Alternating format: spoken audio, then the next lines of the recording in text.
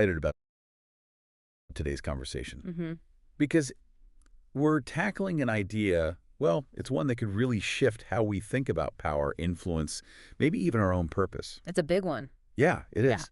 Our source material, yesterday it dropped this statement that honestly stopped me in my tracks. Yahweh is not in control, Right. but he gave us authority. Yeah, that definitely makes you pause and go, wait, what? Exactly. It challenges so many common assumptions, doesn't it? So that's our mission today. Let's really unpack what it means to wield this love-powered authority. Okay. How is that fundamentally different from our usual ideas about control? And, the big question, what does it mean for you in your daily life? Right, the practical side. We're trying to grasp this biblical idea of dominion, not as like domination, but as participation, Yeah. as a force for redemption. And it's so important to get this right off the bat. This isn't just the source being provocative for the sake of it. No. No, it immediately anchors this idea in ancient texts. So we're talking about something biblically rooted here. Okay. And just for clarity, when the source uses Yahweh, it's referencing that ancient name for God, pointing to a very specific understanding of how God interacts with the world. Got it. So it's foundational. Absolutely. Yeah. It's inviting us to reevaluate how we see both divine power and our own agency. Okay, that clarification helps frame it. So let's dive into that core distinction then. Yahweh is not in control, but he gave us authority. Mm. That's the bit I'm still sort of wrestling with. Mm-hmm.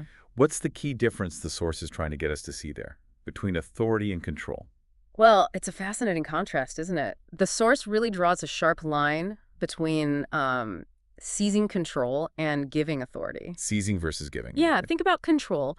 Usually that conjures up images of, an iron fist, someone micromanaging everything, dictating every single outcome. Like a puppet master almost. Exactly. It's about overpowering, ensuring things go exactly according to one plan. But the biblical picture, as the source lays it out, is totally different. How so? It's a divine model built on empowerment, on delegation. It's God entrusting power, not hoarding it. Yeah, interesting. Look at the reference in Genesis 1.26. Let them have dominion. That's not God keeping all the reins. It's a clear act of giving responsibility, giving power to humanity. Right, loveless. And then Jesus reinforces this, doesn't he? Matthew 28. All authority has been given to me. Go. He immediately passes it on. Go and do likewise, essentially. Kind of, yeah. And Luke 10.19 is even more direct. I have given you authority. It's explicit. This isn't control being held back. It's authority being shared, distributed. That distinction feels liberating, actually. Yeah. It suggests God's way isn't about dominating, but equipping, Precisely. which naturally makes you wonder, well, what about us? How does this apply to how we operate in our own lives, our families, our workplaces? That's the crucial question for the listener, isn't it? Yeah. Are we always trying to grab the reins, control every little detail, or are we learning to actually use the authority we've been given, maybe trusting others more? Exactly. Think about so many leaders, historically or even today, who build their influence on fear, on that tight grip of control. Mm-hmm. The source just completely flips that. It shows a divine model based on empowering others, trusting them, delegating. That's a fundamentally different leadership style. It really is. Yeah. Okay, so this difference between given authority and seized control is vital. And that leads perfectly into the next big piece. How are we supposed to use this authority? Right. The source is very clear. Use it like he does through agape, not through force. Agape, that specific self-giving love. Yes. And that word itself, agape, it immediately challenges those typical power dynamics that rely on coercion or, just being the boss. How does that factor in?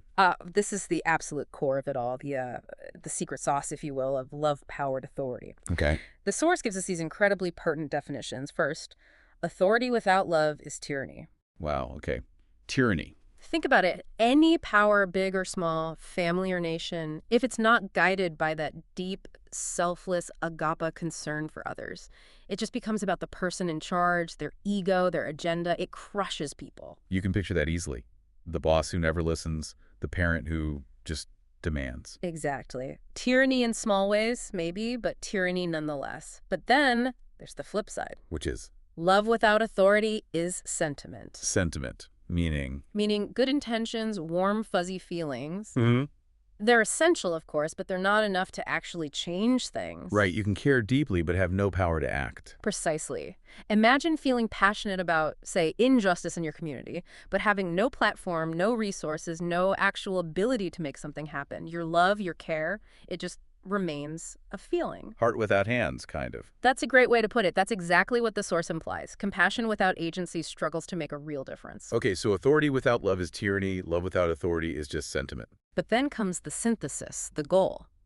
But love with authority, that's how the kingdom comes. Ah, okay. That's the sweet spot. That's the transformative state. And when the source talks about the kingdom, it means, God's values, God's way of doing things becoming real, tangible right here. Not just pie in the sky. Not at all. It's about the dynamic interplay of both love and the power to act on that love. It's not just being nice, it's effective, powerful love with the means to actually shape reality for the better.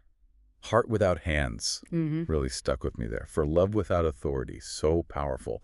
And this blend, this agape factor, it seems to set up this really big, almost worldview-shifting idea from the source about our purpose. Yes, it does. Here's where it gets really interesting for me. The source says, we're not here to escape this world. We're here to redeem it. That definitely challenges some common religious narratives. Right. It flips the script completely. Yeah. It's not about getting out of here. It's about engaging with here. Yeah. So if we're not escaping and we're not conquering in the traditional sense, how does the source say we actually do this redemption thing? What's the method? It's a massive redirection, isn't it? Moving from just waiting to actively participating. And the method the source lays out is crucial, especially given those words authority and dominion. Okay. It says redemption happens not by conquering, but by loving with power. Loving with power, not forceful takeover. Exactly. It's not about winning arguments or battles in a worldly way. It's about infusing situations, relationships, spaces with that active, restorative agapo.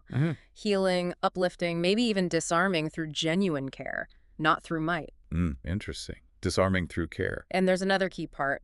Not by controlling outcomes, but by manifesting Yahweh's nature. Okay, unpack that. What does manifesting Yahweh's nature mean here instead of controlling outcomes? It means letting go of our often frantic need to make things turn out exactly as we planned or envisioned. Which is hard. Oh, absolutely. But the focus shifts. Instead of engineering results, the goal becomes embodying God's character, things like compassion, justice, patience, grace, humility, that powerful love in how we act. So that outcome is less about the specific result and more about who we are being in the process. You got it. The idea is that by manifesting that divine nature, we create the conditions where redemption can happen, rather than trying to force a specific redemption according to our script. We're not writing the ending. We're just setting the stage faithfully. Beautifully put, yes. And if you connect that to the bigger picture, it means every single interaction, every space, your home, your job, your online communities, wherever, it's an opportunity. An opportunity to manifest that nature. Yeah, the source puts it sparkly.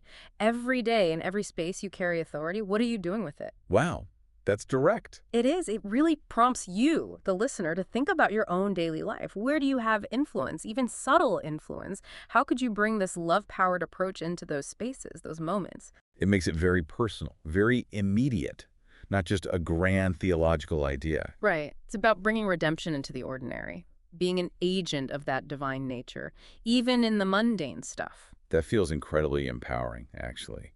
And thankfully, the source doesn't just leave us hanging with this big concept. It gives us something practical. The practice for today. Yes, the practice for today. It says we should ask ourselves, in each moment, this question.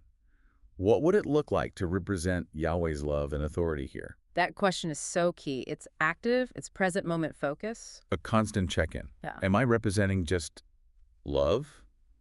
Just authority? Or that powerful blend? And it directly tackles that potential misunderstanding around the word dominion. For centuries, that word has often sounded like domination, didn't it? Yeah, power over hierarchy, control. Exactly. Exploitative, even. So the source directly addresses this. What is dominion in this love-powered framework? And the answer is crystal clear. Let me guess. Not domination, but participation. Participation. Okay, that changes everything again. It totally reframes it. It implies engagement, working with, co-creating, being a steward alongside creation and others, not ruling over them from a distance. Less like a king issuing decrees from a throne. And more like maybe a skilled conductor leading an orchestra. Oh, I like that analogy. Yeah. The conductor doesn't control every single note each musician plays. Yeah. No, they guide, they shape, they bring it all together. Exactly. They guide the symphony towards something beautiful through shared authority, a shared vision. It's about active, loving involvement, shaping with care, participating in the music, not just dictating it. Participating in the ongoing work of restoration. That feels right. That's the essence of it. Okay, that conductor analogy really helps bring it home. It's about harmony, collaboration. So, bringing this all together as we start to wrap up, what does this journey mean for us? We've really dug into this powerful, maybe challenging concept. Authority is given, not seized. It's meant to be used through agapov, selfless love, not force. And the whole point isn't escaping the world, but redeeming it, transforming it through this active, loving participation. That sums it up beautifully. It's a paradigm shift. It really is. Ooh. And the source, true to form, leaves us with one final potent thought to carry with us. A question for the day. Exactly.